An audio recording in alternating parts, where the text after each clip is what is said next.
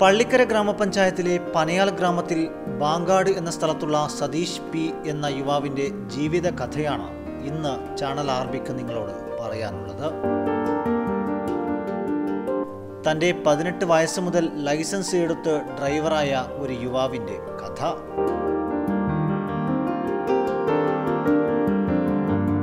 ജീവിതം പച്ചപിടിപ്പിക്കാനുള്ള ശ്രമത്തിനിടെ ദുരിതം അപകടത്തിൻ്റെ രൂപത്തിൽ എത്തി അവതാളത്തിലായ യുവാവ്. തൻ്റെ 30-ാം വയസ്സിൽ മൈലാട്ടിയിൽ വെച്ചുണ്ടായ വാഹനാപകടത്തിലാണ് സതീഷിന് തൻ്റെ വലതുകാൽ നഷ്ടമായത്. മീൻ ലോറി ബൈക്കിലിടിച്ചാണ് അപകടമുണ്ടായത്. അപകടത്തിൽ കൂടെയുണ്ടായിരുന്ന ഉറ്റ ചങ്ങാതി മരണപ്പെട്ടു. സതീഷിന് ജീവൻ തിരിച്ചു കിട്ടിയെങ്കിലും വലതുകാൽ നഷ്ടമായി.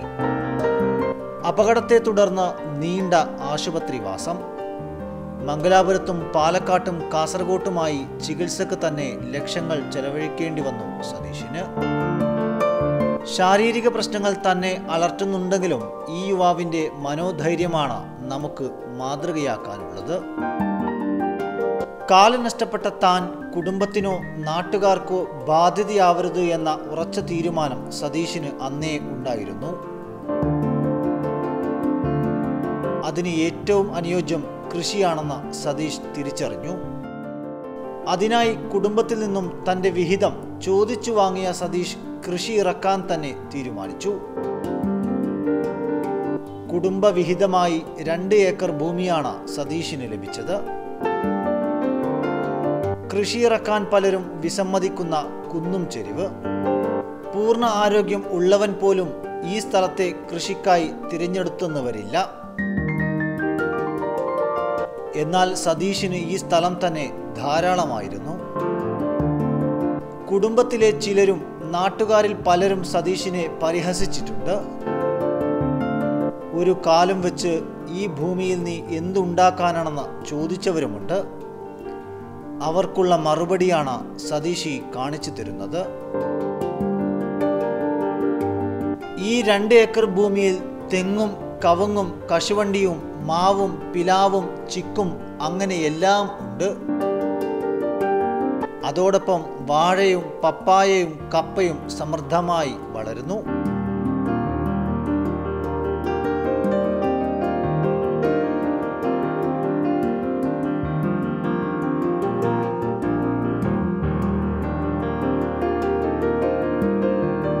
നമസ്കാരം, എൻ്റെ പേര് സതീഷാണ്.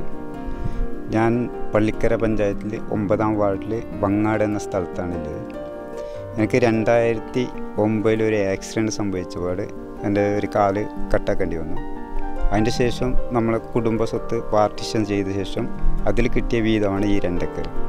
ഇതിൽ ഞാൻ 5 വർഷം ആയി ഈ തെങ്ങ് നട്ടിട്ട്. ഇപ്പോൾ മൊത്തം ഘട്ടമായിട്ട് 100ഓളം തെങ്ങുണ്ട്. ഒരു 100ഓളം കവുങ്ങ് ഇടക്ക് വെച്ചിട്ടുണ്ട്. ഒരു 250 നേന്ത്രം വാഴയുണ്ട്. അതേപോലെ അപ്പുറം ഒരു 100 കശുമാവുണ്ട്. അതേപോലെ ഒരു 150 പപ്പായ വെച്ചിട്ടുണ്ടായി. ആ പപ്പായ ഏകദേശം വെള്ളം ഇല്ലാത്തത് കൊണ്ട് 10-65 അതിൽ നല്ല വരുമാനം. അതെ, അതിൻ്റെ ഇടയ്ക്ക് തന്നെ കപ്പ വെച്ചിട്ടുണ്ട്. അപ്പോൾ ഇങ്ങനെ സമ്മിശ്രമായിട്ട് ഒരു കൃഷി ഇങ്ങനെ ചെയ്തുകൊണ്ട് ഇപ്പോൾ ഇങ്ങനെ പോകുന്നതാണ്. കുഴൽ കിണറാണ് ഈ പറമ്പിലേക്കുള്ള ഏക ജലസ്രോതസ്. 500 അടിയിലധികം താഴ്ചയുണ്ട് ഇതിന്. വൈദ്യുതി ലഭ്യത കുറവായതിനാൽ അർദ്ധരാത്രിയാണ് സതീഷ് ഇവ നനയ്ക്കാറ്. ആവശ്യത്തിന് വെള്ളം കിട്ടാത്തതിനാൽ അതിൻ്റെതായ കുറവുകളും ഈ കൃഷിയിടത്തിലുണ്ട്.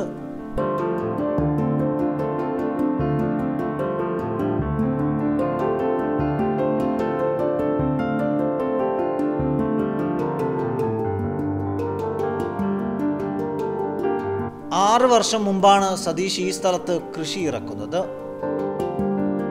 തെങ്ങിന് 5 വർഷത്തെ വളർച്ചയുണ്ട്.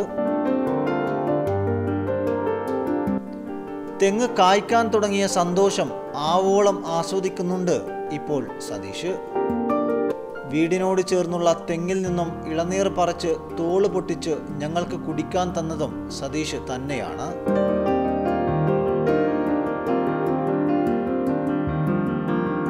പപ്പായ പറിച്ച് വീടിനോട് ചേർന്ന് കൂട്ടിയിട്ടിട്ടുണ്ട്. അവ കടകളിലേക്ക് എത്തിച്ച് വരുമാനം കണ്ടെത്തുന്നു.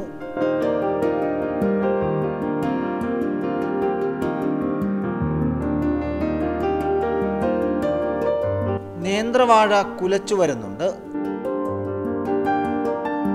കപ്പ നട്ടതിൽ പകുതിയും കാട്ടുപന്നി ഭക്ഷണമാക്കുന്നതിനാൽ ഈ വർഷം വരുമാനം അല്പം കുറയും.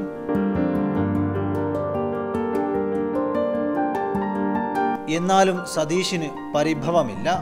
കാട്ടുപന്നിയെ തുരത്താം, പക്ഷേ മനസ്സിൽ കുശുമ്പുമായി എത്തുന്ന ചില മനുഷ്യരെയാണ് സതീഷിന് പേടി.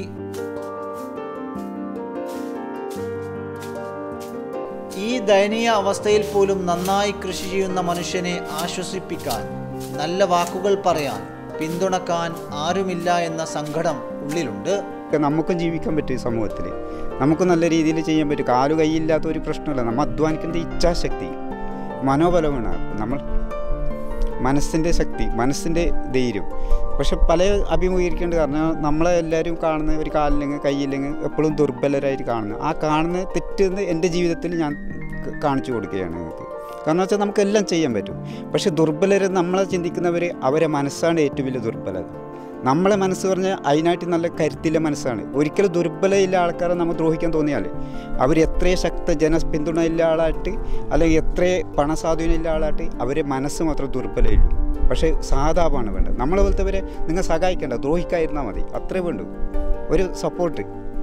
ജീവിക്കണം. നമ്മളും നിങ്ങളെ പോലെ ജീവിച്ച് മരിക്കാനാണ്, അല്ലാതെ നിങ്ങൾ ചിന്തിക്കുന്ന പോലെ മരിച്ച് ജീവിക്കാനില്ലവരല്ല നമ്മളും നിങ്ങളെ കൂടെ ജീവിച്ച് മരിക്കാനില്ലവരെന്ന് അംഗീകരിക്കേണ്ട ഒരു മനസ്സ് ഈ സമൂഹത്തിന് വേണമെന്ന് ഞാൻ വിനീതമായി അഭ്യർത്ഥിക്കുന്നു.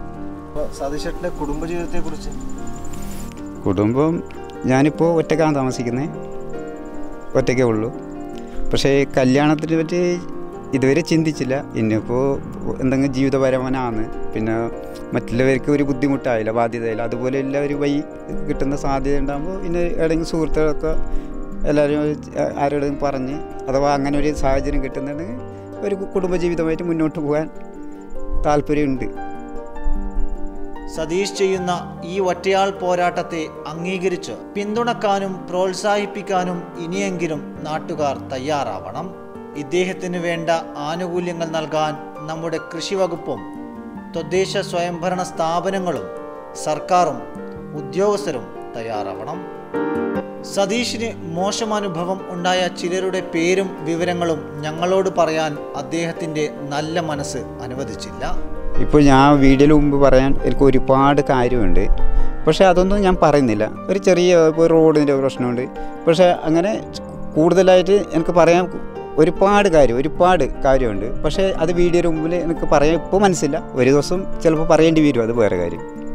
അത്തരക്കാരോട് ഞങ്ങൾക്ക് ഒന്നേ പറയാനുള്ളൂ, സഹായിക്കാൻ കഴിയില്ലെങ്കിലും നിങ്ങൾ ഉപദ്രവിക്കാതിരിക്കുക. News desk, channel RB.